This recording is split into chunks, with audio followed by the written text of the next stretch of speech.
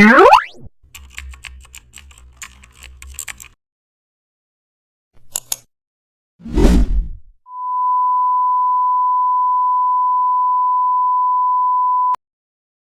back to the channel, and don't forget to like, share and subscribe for more updates. Today we are diving into an exciting tutorial how to create a motion blur effect on flying birds.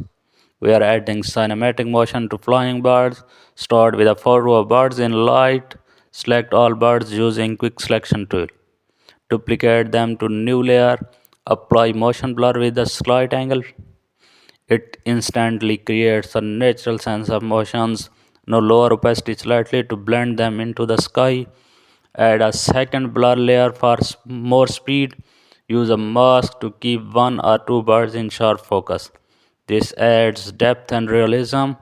Enhance the sky color with gradient map and also add a little contrast using curves.